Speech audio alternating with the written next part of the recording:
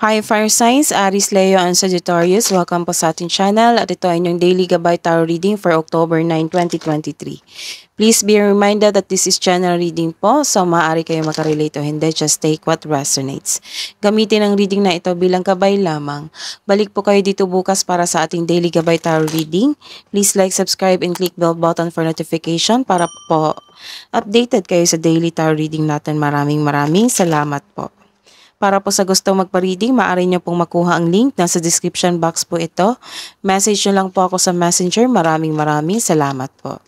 Spirit guys, ano po ang ganap today para kay Aries, Leo, and Sagittarius ngayong October 9, 2023.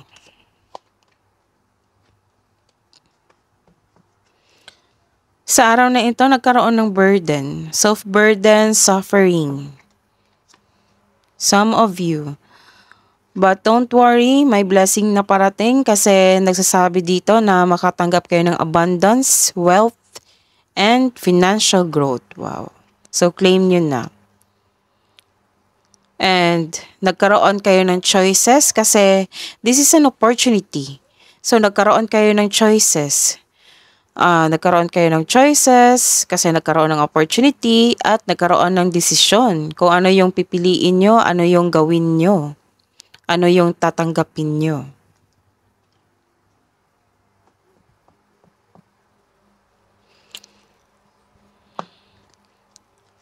Let's see.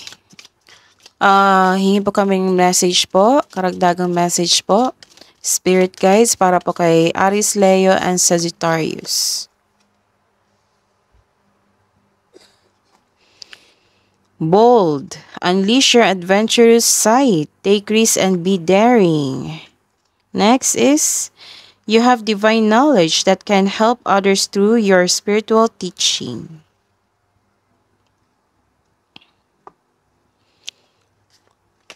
Ano po yung energy today ni Aries, Leo, and Sagittarius Spirit guys ngayong October 9, 2023? This is a reverse card. Nakatanggap kayo ng criticism. At may taong defensive dito. May nakikita akong strong personality dito na maldita o maaring kabit or maldito. Opo. Sakit sa ulo to. Some of you, may nakita ako ditong guarded. Guarded na ayaw na masaktan ulit. So, this is a reverse card. Nagkaroon ng disbalance sa araw na ito. Nagkaroon din ng unfair treatment. Nagkaroon ng bias, false accusation, injustice, intolerance. May kakilala kayong irresponsible at hindi totoo sa inyo. This card warns you na mag-iingat sa taong may mali at masamang paratang sa iyo.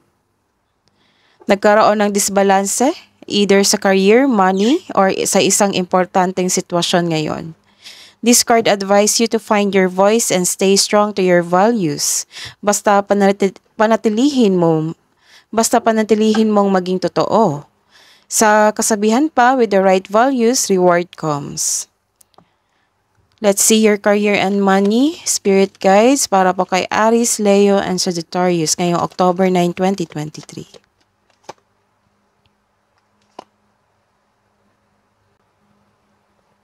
Some of you, you are clinging sa inyong past. Nagre-refuse kayo na mag-change. Or like, ayaw nyong umalis sa comfort zone nyo. Nagkaroon din ng stagnation dito. Nilalaban mo ang pagbabago. Natatakot ka sa changes dahil hindi mo gusto mag-move on. Gusto mong bumalik sa nakaraan. Siguro nagkaroon kayo ng loss of money dito or bankruptcy. Oo, kaya isip nyo yun. Parang you're making yourself suffer pa. So, I advise to let go of this emotion para matanggap mo itong blessing na ito. So, ending the situation means new opportunity is coming. A new beginning. It may be uncomfortable pero this card tells you na let go and trust the universe and yourself. Kumbaga, swift change brings you new beginnings. So this is harmony, happiness, together with your co-workers, from your career, sa kaperahan, nagkaroon ng fulfillment kasi nag-stable na ang inyong karera, ang inyong pinansyal, nag-grow pa, nagkaroon ng fulfillment kasi tapos na yung proyekto, tapos na yung kontrata, so panibagong opportunity na po. So, success in a workplace and home, i-acknowledge mo ang nagbibigay na suporta sa'yo galing sa iyong co-workers na para mong naring pamilya. Kung ikaw may balak mag-change ng career o success in workplace and home, i-acknowledge mo ang nagbibigay ng suporta sa'yo galing sa iyong co-workers na para mo na ring pamilya. Kung ikaw ay may balak mag-change ng career o magtayo ng negosyo, know that you have a very supportive friends and family. Let's see your love and romance, self-love, partnership, romance, ngayong October 9, 2023.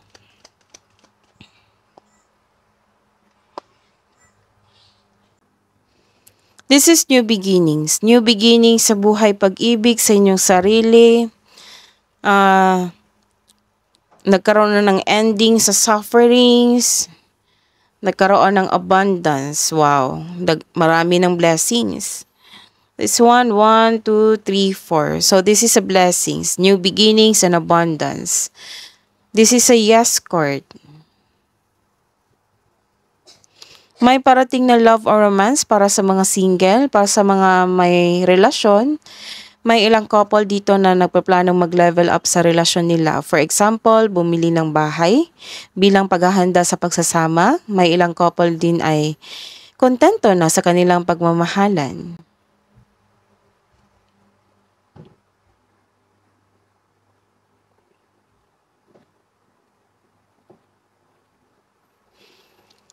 Nagkaroon dito ng isang burdens. It might be, this is burdens also. Burden. May dinadala kang mabigat na bagay, ngunit malalampasan mo rin ito. This is only temporary. Just keep on going. Just keep on going. I-process mo lang tong emotions na ito. Itong problema na ito, matatapos din yan. Kasi may naghihintay na malaking blessing sa inyong buhay.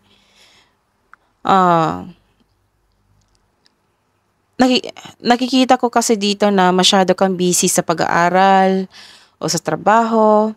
Kaya wala kang time na makilala ng bagong tao. Wala kang time sa inyong sarili. Maglaan ng maraming oras para sa pag-iibigan.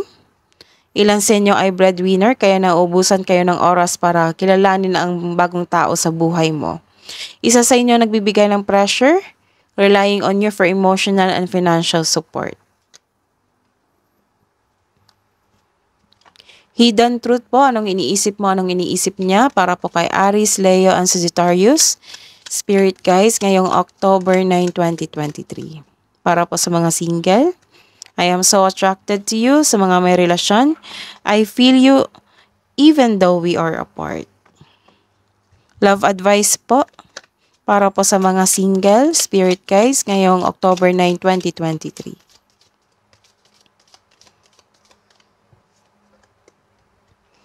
Soak in a bath.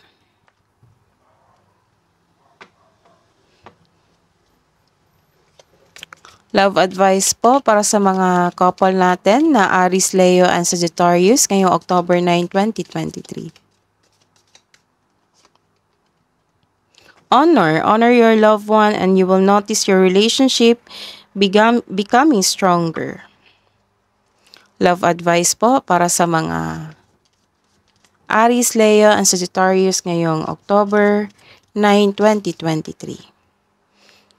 Beware of what you are projecting, for the qualities you admire in one another are qualities you both possess. Equally so, the qualities you don't like are also your own reflection. Kabuang advice po. Kabuang advice po, spirit guides, sa araw na ito, October 9, 2023. Be bold and make the first move.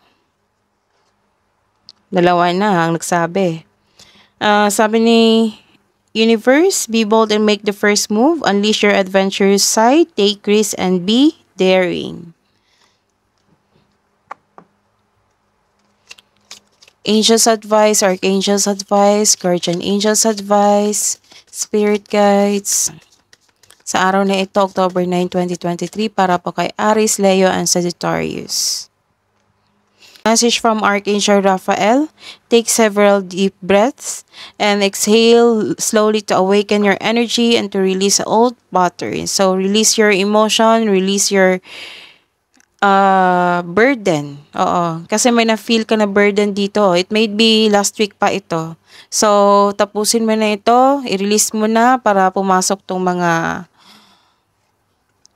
wealth, abundance sa inyong buhay. Maraming kayo. 4 cards na ito na nag-aantay sa inyo na abundance. That is your reading today. Fire signs, Aries, Leo, and Sagittarius. Please like, subscribe, and click bell button for notification para po updated kayo sa daily tarot reading natin. Maraming salamat po.